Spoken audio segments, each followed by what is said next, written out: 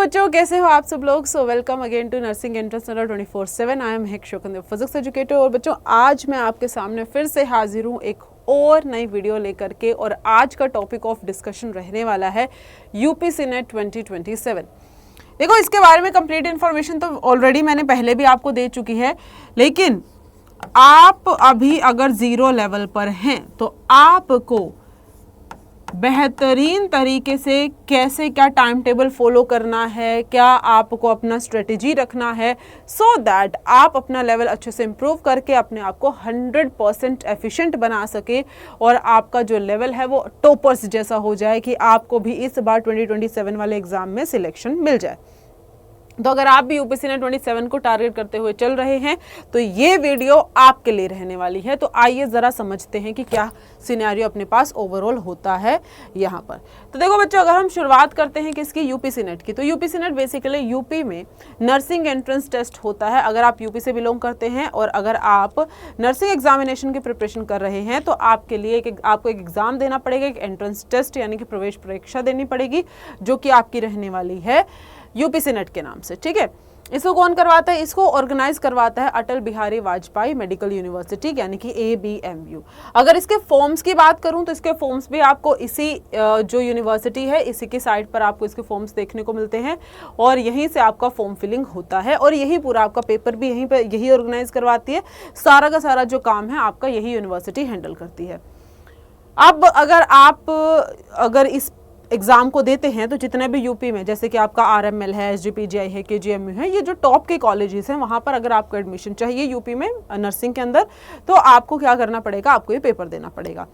तो नॉर्मली अगर फॉर्म्स की बात करें, इसके जो फॉर्म्स हैं वो कब आते हैं? अप्रैल मई के अराउंड इसके फॉर्म्स आ जाते हैं, कभी कभी मार्च अप्रैल में भी इसके फॉर्म्स आ जाते हैं। और आपकी जो एग्ज़ाम डेट है वो आपके पास मई से जून के बीच में वेरी करती है। जैसे कि जो 2025 का पेपर हुआ था वो आपका 21 मई को हुआ था, जो 2026 का पेपर हुआ वो हुआ है 6 जून को हुआ है। ठीक है, तो आप देख लीजिए इतना इसके अंदर वेरिएशन रहता है। इस बार पेपर थोड़ा लेट हुआ था, पिछली बार पेपर थोड़ा सा जल्दी हो गया था।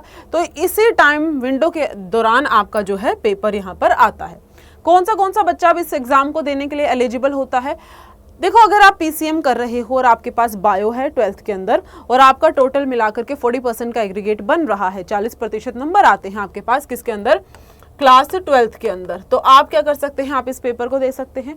इंग्लिश सब्जेक्ट आपके पास 12वीं में होना बहुत ज़रूरी है, तभी आप इस पेपर को दे पाएंगे। 17 साल की उम्र के ऊपर वाला हर बच्चा जो है इस एग्ज़ाम को दे सकता है, तो एज भी आपको थोड़ा सा ध्यान में रखना है। ठीक है, बाकी यूपी का बच्चा तो दे ही सकता है, बाहर का बच्चा भी दे सकता है। अगर आप अदर स्टेट से बिलोंग करते हो बच्चों तो आपको पता है कि कोटा तो हर एक स्टेट के पास होता है। अगर कोई और स्टेट के स्टूडेंट हैं आप तो आपको थोड़ा सा पहले यूपी वाले बच्चों को प्रेफरेंस दिया जाएगा, फिर बाद में आपका नंबर आएगा। ओके, चलेगा। अब जानते हैं कि आपके पास जो एग्ज़ाम है उसके बारे में थोड़ा जान लेते हैं।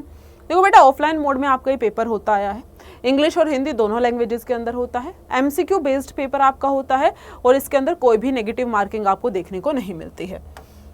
पैटर्न की बात करें, 120 MCQ सवाल आपसे पूछे जाएंगे और आपको 2 घंटे 20 मिनट का समय यानी कि 140 मिनट का यहाँ पर आपको समय मिलने वाला है। तो लगभग हर सवाल पर आपको वही 1 मिनट तो पूरा मिलेगा, लेकिन ज़्यादा भी नहीं मिल रहा, बस उसके ऊपर आप ऐसा मान के चलिए 20 मिनट और हैं आपके पास। बाकी अगर जैसे फिजिक्स में कुछ कैलकुलेशन पूछ लेता है वगैरह वगैरह, सोचने के लिए 20 मिनट और ऊपर आपको दे दिए गए हैं। क्या क्या पूछा जाता है पेपर के अंदर? फिजिक्स आती है जी, 24 सवाल आएंगे, 24 नंबर की आएगी। केमिस्ट्री 24 सवाल 24 नंबर, बायोलॉजी 24 सवाल 24 number, nursing aptitude 24 questions 24 marks and English 24 questions and 24 marks. सारे आपके पास इस तरीके से 5 सब्जेक्ट पेपर में पूछे जाते हैं। अब यहाँ पर बात कर लेते हैं कि स्ट्रेटजी क्या रहनी चाहिए आपके पास। देखो, ये मैंने जो आपका लिस्ट बनाया है, ये वाला लिस्ट आपका रहने वाला है बच्चा PYQ एनालिसिस के बेसिस पर। और अब तक जो है बच्चों ने जो भी पेपर दे के आए हैं या जो भी इनका प्रीवियस ईयर का ट्रेंड रहा है उसके बेसिस पर यहाँ पर मैंने आपके लिए पूरा लिस्ट तैयार किया है। फिजिक्स की अगर बात करोगे बच्चों को, देखो इजी टू मॉडरेट आपके पास फिजिक्स लगता है, मतलब बहुत ज़्यादा हाई लेवल के क्वेश्चंस नहीं पूछे जाते, बहुत ज़्यादा कैलकुलेटिव क्वेश्चंस नहीं पूछे जाते, ज़्यादातर थ्योरी बेस्ड आपका पेपर रहता है और 1-2 न्यूमेरिकल ही आता है, वो भी सीधा न्यूमेरिकल आपके पास आता है। अब यहाँ पर सोचने वाली बात देखिएगा, अगर आप फिजिक्स की तैयारी कर रहे हो, मान लीजिए बच्चों आप क्या है, आप क्लास 12th के अंदर हैं और आप अभी फिजिक्स में आपको क्या करना है, आपका टारगेट है 24 में से 24 आपको स्कोर करना है। तो इसके लिए आपको क्या करना पड़ेगा, सबसे पहले तो रेगुलर आपको जो भी पढ़ाया जाता है रेगुलर क्लासेस करनी है। रेगुलर क्लासेस, अब आपका मन है, अगर आप उसमें हैं क्या बोलते हैं अपने बोर्ड का स्कूल वगैरह जा रहे हैं, तो अगर आप नीट की प्रिपरेशन कर रहे हैं या तो फिर अगर आप हमसे पढ़ रहे हैं तो आपको रेगुलर बेसिस पे क्लासेस करनी है। उन क्लासेस में आपको अपनी एक कंसेप्ट नोटबुक मेंटेन करनी है। कंसेप्ट नोटबुक मेंटेन करने से आपको पता है कि जब सारा का सारा थ्योरी बेस्ड पूछा जा रहा है तो आपको सारे के सारे कंसेप्ट याद होने चाहिए, और क्या बच्चा, आपको सारे के सारे फॉर्मूलाज भी याद होने चाहिए। तो ये फॉर्मूलाज के लिए आपको जो है शॉर्ट नोट्स टाइप में बना करके रखना है, और इनको अभी से जैसे जैसे चैप्टर्स आपके आगे बढ़ेंगे वैसे वैसे आपको याद करते हुए चलना है, और फिर आपको करनी है जी एमसीक्यू प्रैक्टिस। ठीक है, ये आपका पूरा रूटीन होना चाहिए। अब जब शुरुआत से शुरू कर रहे हो बच्चा, तो अभी अगर आप मैक्सिमम 1 आवर इसके ऊपर इन्वेस्ट कर रहे हो तब भी आपको कोई प्रॉब्लम नहीं आएगी, और आप बहुत आसानी से 1 साल के अंदर अंदर फिजिक्स में 24 में से 24 नंबर ले सकते हो। ठीक है, अब बात करते हैं केमिस्ट्री की। केमिस्ट्री की अगर बात करोगे, केमिस्ट्री हमेशा आसान पूछी जाती है। ठीक है, आपका थ्योरी बेस्ड क्वेश्चन आता है। अब इसके लिए क्या क्या पढ़ना बहुत ज्यादा जरूरी हो जाता है बच्चों, इसके लिए आपको जो है जितने भी आपके ट्रेंड्स हैं इनऑर्गेनिक के अंदर वो सारे अच्छे से पढ़ के जाने होते हैं। जो आपकी रिएक्शंस हैं वो अच्छे से पढ़ के जानी होती हैं। IUPAC नेम वगैरह आपको जो है बहुत अच्छे से आने चाहिए, और जो आपके कंसेप्ट है किसके, फिजिकल केमिस्ट्री के, वो आपके बहुत मजबूत होने चाहिए। इसके ऊपर भी अगर आप डेली का 1 आवर इन्वेस्ट करोगे, अभी जैसे ही आपकी क्लासेस स्टार्ट हो जाएंगी, रोज के रोज नोट्स बनाओगे तो आपको बहुत अच्छे से ये आपका केमिस्ट्री भी बहुत अच्छे से प्रिपेयर हो जाएगा। और इसमें भी यकीन मानिए अब की बार बच्चों के 24 में से 24 नंबर भी आए हैं। बायो तो आप लोगों का फेवरेट है भाई, मेडिकल का बच्चा और उसे बायो अच्छी ना लगती हो, ये तो कभी नहीं हुआ। तो बायो के लिए तो वैसे मुझे ऐसा लगता है मुझे आपको सलाह भी नहीं देनी चाहिए, क्योंकि आपको बहुत अच्छे से सब कुछ पता है। तो ये बच्चा आपका सारा का सारा कैसा आता है, NCERT बेस्ड आएगा। तो आपको NCERT पर ध्यान देना है।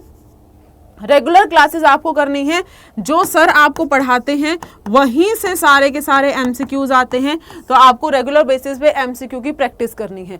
और शुरुआत के लिए मैं आपको अभी इसके लिए भी यही बोल रही हूँ कि 1 आवर ही आप इन्वेस्ट कीजिए, ज़्यादा आपको इन्वेस्ट नहीं करना। जैसे जैसे आपको पढ़ाया जा रहा है आप वैसे वैसे पढ़ते हुए चलेंगे। इंग्लिश की अब बात कर लेते हैं। अगर इंग्लिश की हम बात करते हैं बेटा, तो इंग्लिश में आपके पास ज्यादातर सवाल जो देखने को मिलते हैं वो या तो ग्रामर से देखने को मिलते हैं या तो फिर वोकैब से देखने को मिलते हैं। वोकैब क्या होता है, आपके सिनोनिम्स होते हैं, एंटोनिम्स होते हैं, है ना। तो ये आपके पास यहाँ से सवाल देखने को मिलते हैं। बेसिक 10th लेवल तक की पूछी जाती है। ठीक है, 10th लेवल तक की आपके पास ये पूछी जाती है। बच्चों ने ना बहुत प्रॉब्लम आई, उनको बोले कि मैम रिकॉर्डिंग जो आपके पास रिकॉर्डेड वीडियोस हैं बैच के अंदर, उसमें थोड़ी सी ऐसा हो रहा है कि उससे कैसे पढ़ें। बच्चों को लाइव क्लासेस लेने की ज़्यादा आदत होती है, लेकिन मैं आपको शुरू से ही ये बोलूँगी कि कुछ ना कुछ कंटेंट मैं भी आपको इसको प्रोवाइड करवाती रहूँगी स्टार्टिंग से ही। और आपको अभी से धीरे धीरे करके बच्चा क्या करना है, इसके रूल्स याद करने शुरू कर दो। मान लो टेंसेस के रूल्स याद किए तो टेंसेस पे क्वेश्चन कर लिए, है ना। तो रोज का आप जो है 20 to 30 MCQ का टारगेट बना करके चलेंगे ना बेटा, तो 1 साल के अंदर आपको बहुत अच्छे से इंग्लिश प्रिपेयर हो जाएगा। और ये 20-30 न्यूमेरिकल जो है आपको ज़्यादा नहीं इन्वेस्ट करना, 1 घंटा ही इन्वेस्ट करना है सब में। मैं अभी शुरुआत के लिए आपको 1 आवर इन्वेस्ट करने को बोल रही हूँ, ताकि जो 12th का है वो अपना स्कूल अच्छे से मेंटेन कर सके। जो आप किसी और मतलब 12th में हो या फिर ड्रॉपर वाले बहुत सारे बच्चों ने हो सकता है BSc में एडमिशन ले लिया हो, तो आप अपना कॉलेज भी अच्छे से मेंटेन करके चल सके।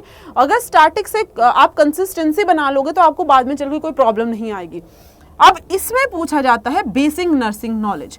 बहुत सारे पेपर होते हैं, जैसे कि PGIMR होता है। PGIMR के अंदर क्या होता है ना, आपका जो है टेक्निकल नॉलेज पूछी जाती है, कंसेप्ट पूछे जाते हैं नर्सिंग के, लेकिन इसमें बहुत ही बेसिक लेवल की नर्सिंग पूछी जाती है। तो इसके लिए भी आपको 1 आवर इन्वेस्ट करना है। नर्सिंग एप्टीट्यूड के लिए आपकी जो इंपॉर्टेंट टर्म्स हैं वो सीख लेनी है। बेसिक जो आपके पास या रूल्स होते हैं या फिर जो भी इनके काम होते हैं, वो जो है इनका जो वर्क प्रोफाइल है वो अच्छे से समझ लेना है। ठीक है, टर्मिनोलॉजी सीख ली, वर्क प्रोफाइल सीख लिया। और इसमें ना कुछ चीज़ें जो इंपॉर्टेंट डेज है वो भी आपसे पेपर में पूछ लेता है।